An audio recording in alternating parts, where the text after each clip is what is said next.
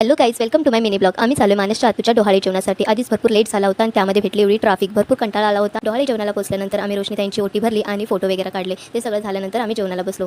मी भरपूर टाईम नंतर सगळे एकत्र भेटलो होतो. जेवण झाल्यानंतर आम्ही सगळ्यांनी गप्पा मारल्या. सगळं कार्यक्रम झाल्यानंतर आम्ही दादांच्या घरी गेलो आणि रोशनीताईंवरून आईने नजर काढली. घरी गेल्यानंतर रक्षाबंधन सेलिब्रेशन केलं, कारण दुसऱ्या दिवशी रक्षाबंधन होतं आणि दुरून कोणाला यायला जमलं नसतं म्हणून, आणि सगळे एकत्र भेटले होते म्हणून. रक्षाबंधन सेलिब्रेशन झाल्यानंतर साहिल भाऊ आणि राजभावांचं इकडे काय चालू होतं काय माहीत. सगळं झाल्यानंतर आम्ही ग्रुप फोटो काढले आणि नंतर एक एक करून सगळे घरी जाण्यासाठी निघालो. तिकडून आम्ही चेंबूर मार्केटला निघालो. मार्केटला गेल्यानंतर आम्ही सगळ्यांनी शॉपिंग वगैरे केली. साहिल भाऊ त्यांच्यासाठी टी शर्ट पाहत होते आणि मला हे टी शर्ट आवडलं आणि बाबूसाठी हा शर्ट मी घेतला आणि बाबूचं कृष्णाचं गेटअप करायचं होतं म्हणून बाबूसाठी ही बासुरी घेतली.